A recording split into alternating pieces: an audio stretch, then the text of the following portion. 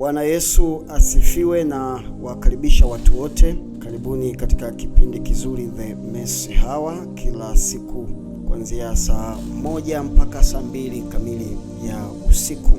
Na leo ni zamu yangu, mimi naitwa Pastor Ezekiel Mashimba. Ni wakaribisha wote tuweze kujumuika pamoja katika kipindi hiki The Mercy Hour. Ni saa ya rehema na kukombolewa. Tunapokuwa tunajifunza katika kipindi hiki The Mercy Hour, tunakuwa tunapata nafasi ya kuweza kujifunza mada au vitu mbalimbali ambavyo Mungu anakuwa amevifanya kwenye maisha yetu. Na leo tutaangalia mambo muhimu ya kuzingatia unapotaka kutoa zaka au fungu la 10. Mambo muhimu ya kuzingatia unapotaka kutoa zaka au fungu la 10.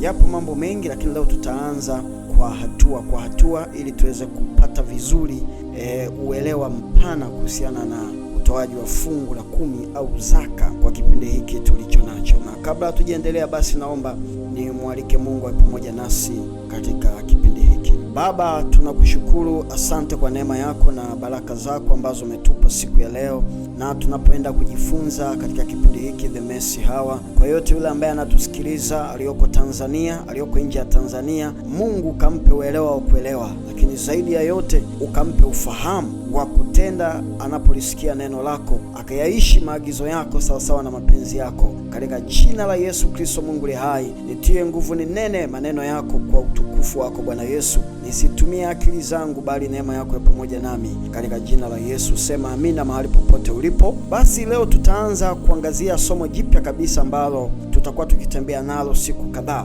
Mambo muhimu ya kuzingatia unapotaka kutoa zaka au fungu.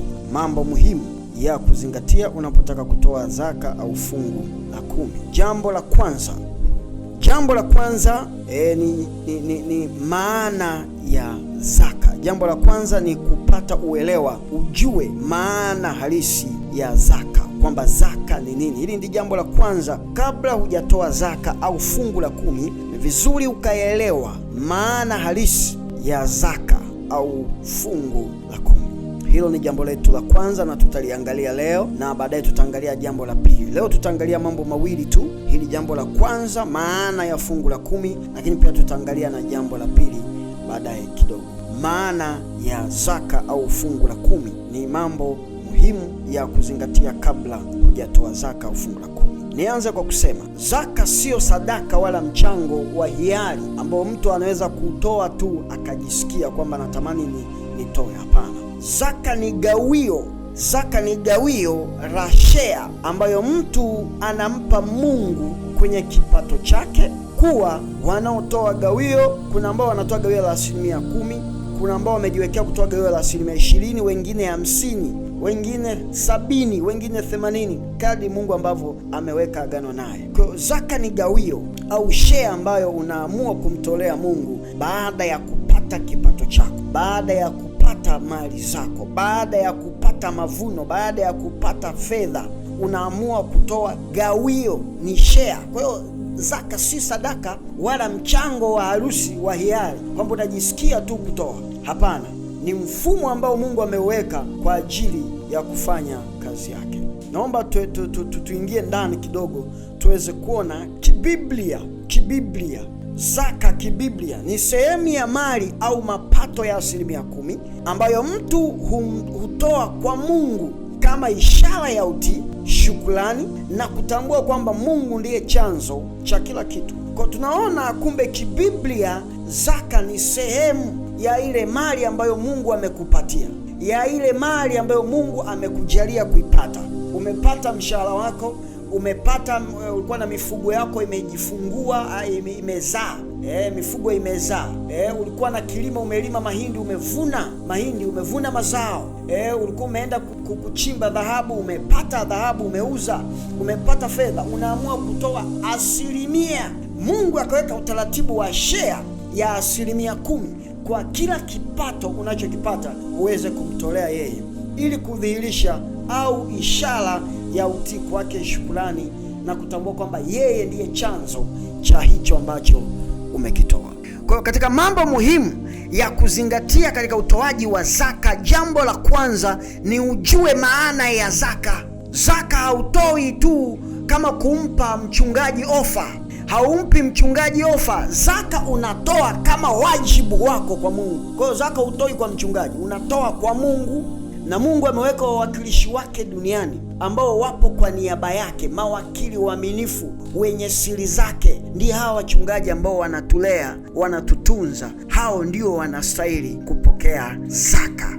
Bwana Yesu asifiwe. Kwa zaka linatokana na neno fulani la Kiebrania ambalo linaitwa masel. Masel ikimaanisha sehemu ya 10 ya kipato chako. Kwa zaka ni neno limetoka kwenye neno la Kiebrania likimaanisha masel, ambalo lina maana ya 10% ya kitu fulani. Kwa kusoma kwenye kile kitabu cha mambo ya Walawi sura ya 27 mstari wa 30, mambo ya Walawi 27:30. Naomba tusome hapo tukiangalia jambo letu hili la kwanza. 27:30, Bible inasema, tena zaka yote ya nchi, kama ni mbegu ya nchi au kama ni matunda ya nchi, ni ya Bwana, ni takatifu kwa Bwana. Kwa kianza kusoma huko juu utaanza kuelewa vitu ambavyo Mungu alikuwa ametaka viwekwe wakfu. Anaanza kusema, kwa hiyo na hii 10% ya vitu ambavyo navipata, Mungu hapa anasema ni vya Bwana, ni vitakatifu kwa Bwana. Manake umepata 100,000 yako, ile shilingi 10,000 kwenye 100,000, 10% ya 100,000 ni shilingi 10,000. Hiyo 10,000 ni ya Bwana na ni takatifu kwa Bwana.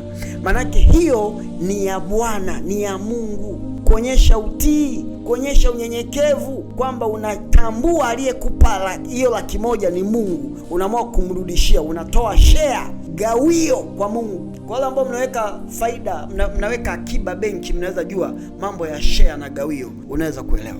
Kwa zaka, katika utoaji wa zaka si sadaka ya hiari, ni sadaka ya lazima, sababu si ya kwetu, si ya kwako. Kadri tunaendelea kuona mambo muhimu, tutakuja tuone huko mbele kwamba zaka inabeba vitu gani kwenye maisha yetu ya kawaida haya ya kimwili. Bwana Yesu asifiwe sana. Haleluya. Kwa tunaona kwamba kwenye mambo ya Walawi 27:30 kwamba zaka ni ile sehemu ya 10 ya kila ambacho umekipata, kwamba Mungu anasema ni ya kwake na ni takatifu kwake. Bwana Yesu asifiwe. Kusudi la zaka katika Biblia lipo wazi. Kwanza ni kumtukuza Mungu, ukisoma katika kitabu cha Mithali 3:9. Lakini pili ni kuwatunza watumishi wa Mungu, ukisoma kitabu cha Hesabu 18:21. Lakini tatu pia ni kazi ya Mungu iweze kuendelea, ukisoma Malaki 3:10. Kazi ya Mungu iweze kuendelea, kuwatunza watumishi wa Mungu na kumtukuza Mungu ni kusudi la zaka katika Biblia. Lakini zaka kabla ya sheria, zaka haikuanza kwa Musa peke yake. Zaka haikuanza kwa Musa peke yake. Inawezekana tunajua labda zaka ilianza tu kwa Musa. Hapana, zaka haikuanza kwa Musa peke yake. Tuanze na Ibrahimu. Ukisoma kitabu cha Mwanzo 14:18 mpaka 20, Ibrahimu alimtolea Melkizedek zaka, 1/10 alimtolea. Lakini Yakobo aliweka nadhiri ya kutoa zaka kwa Mungu. Ukisoma Mwanzo 28:20 na 22, unaweza kuona hapo zaka ilikuwepo kabla hata ya sheria. Na hii ilionyesha kwamba zaka ni kanuni ya imani, si sheria tu, lakini ni kanuni ya imani pia, ambayo sisi tuliookoka tunaomtii Kristo tunapaswa kuiheshimu na kuitii. Lakini zaka katika Agano Jipya, Yesu hakufuta zaka, bali alikemea unafiki katika utoaji wa zaka. Hapa naomba tuelewane vizuri. Yesu hakufuta utoaji wa zaka, ila alikemea unafiki katika utoaji wa zaka. Ndio maana alisema kwenye Mathayo 23:23 alisema, mnalipa zaka lakini mmeacha mambo makuu ya sheria.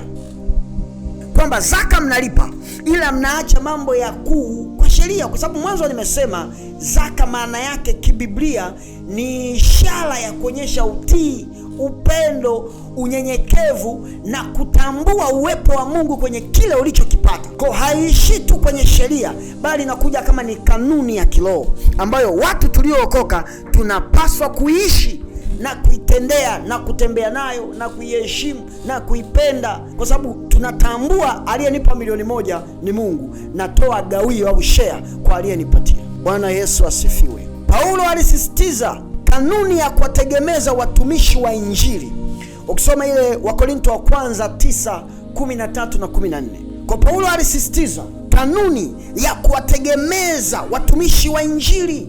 Wachungaji wanatuombea, wameajiriwa kwenye shamba la Bwana kumsaidia Mungu kazi, wanatuombea.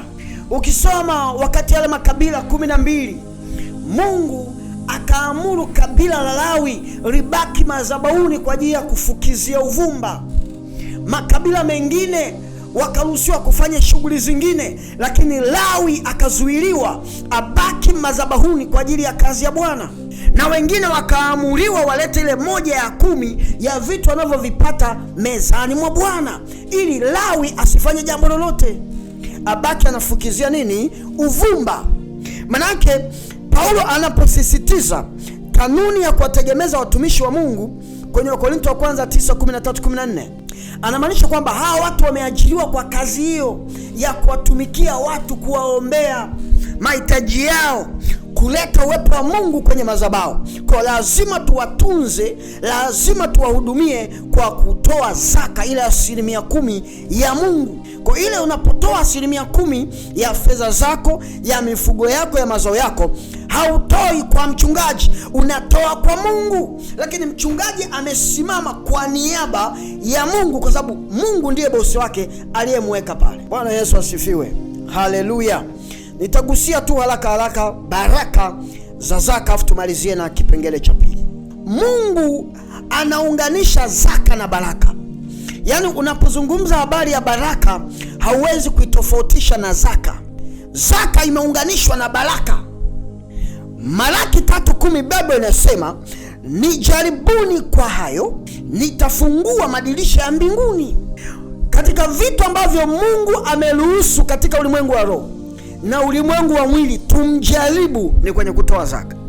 Nilikutana na mtumishi mmoja akawa ananifundisha somo la zaka. Akanifundisha somo la zaka, alikuwa anasema yeye alifundishwa na mtumishi wake, baba yake wa kiroho, kwamba kila kinachoingia kwenye mikono yako jifunze kukitolea fungu la 10 au 10% ya hicho kitu. Lakini pia kwa kile kilichobakia jifunze kutoa nusu ya ile fungu la 10 uliotoa. Kwa mfano, umepata shilingi 10,000, moja ya 10 ya 10,000 ni shilingi 1,000, lakini imebaki shilingi 9,000. Kwenye ile shilingi 9,000 toa nusu ya ile moja ya 10 uliotoa, maana yake utoe shilingi 500. Maana yake kwenye bahasha yako utaweka 1,500. Anasema alipotia hayo maelekezo, maisha yake yalibadilika.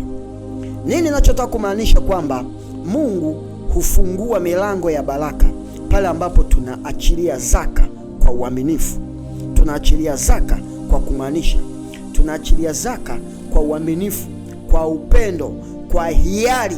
Ingawa ipo kisheria, lakini lazima tuitoe tukimaanisha kwamba kutambua uwepo wa Mungu aliyetupatia tulichokipata. Bwana Yesu asifiwe.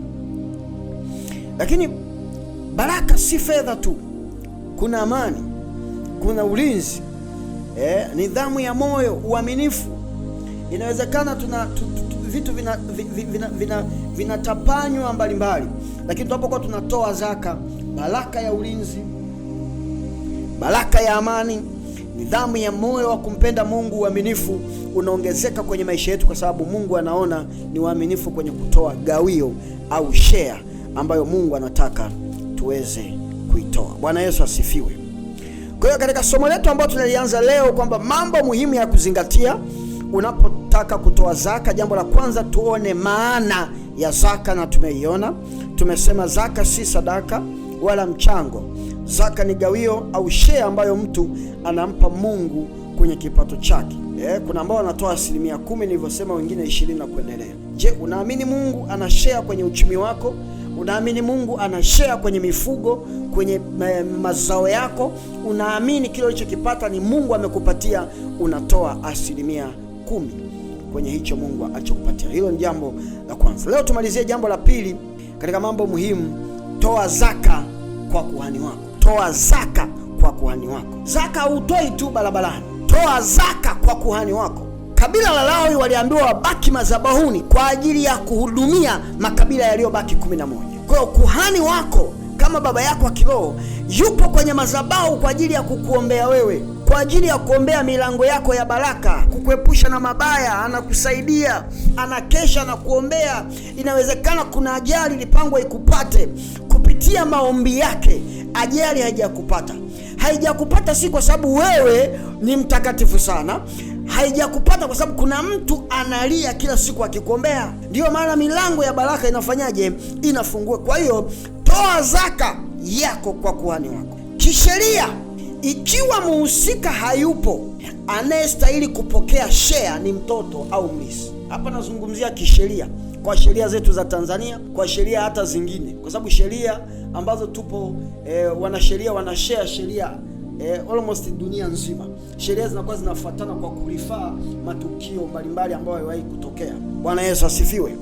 Hapa tunazungumzia share ya urithi.